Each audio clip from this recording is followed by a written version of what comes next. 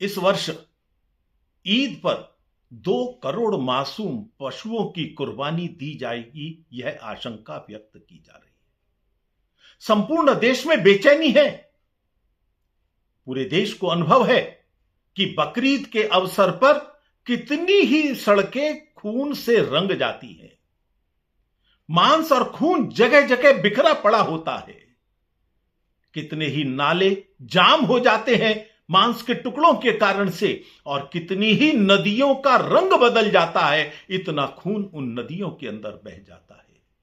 आज पूरा देश गुस्से में है, लेकिन आश्चर्य का विषय है, इस देश के तथाकथित पर्यावरण प्रेमी, कुछ बुद्धिजीवी, न्यायपालिका का एक वर्ग जो हमेशा हिंदू समाज को उपदेश देता है, सांकेतिक दिवाली मनाइए, इको फ्रेंडली होली मनाइए, वो चुप क्यों है?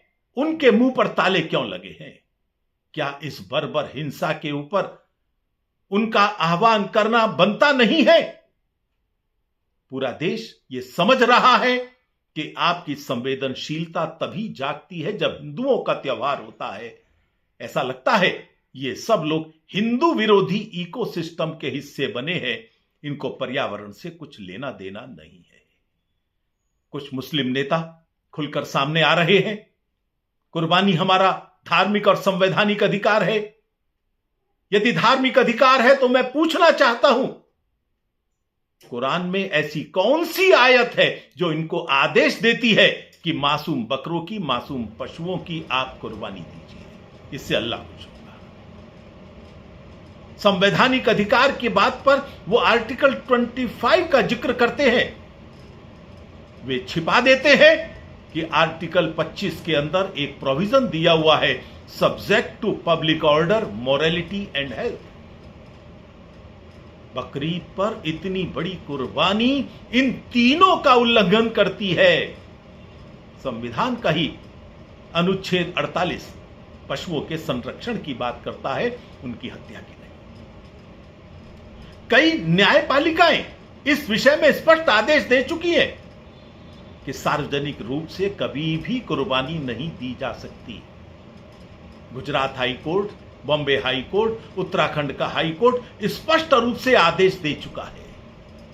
यह आपका ना धार्मिक अधिकार है, ना यह आपका कानूनी अधिकार है। आप केवल दूसरे सभ्य समाजों को आतंकित करने के लिए इसको अपना अधिकार बताकर इस बर्बर परंपरा को लादना चाहते हो। आज कई मुस्लिम नेता खुलकर आ रहे हैं, कह रहे हैं हम तो काटेंगे, हमें कौन रोक सकता है? यह ध्यान रखना, हिंदू समाज किसी गीदड़ भभकी में नहीं आता है। अपने अधिकारों की रक्षा के लिए, संविधान की रक्षा के लिए, अपनी भावनाओं की रक्षा के लिए हिंदू समाज कुछ भी कर सकता है। पूरे देश के सभ्य समाज आज कुर्बानी जैसी बर्बर परंपरा से पीछा छुड़ा रहे हैं, इसको छोड़ रहे हैं। मेरा मुस्लिम समाज से आह्वान है, वे भी संवेदनशीलता का परिचय दें और इस बर्बर परंपरा में बदलाव लाएं।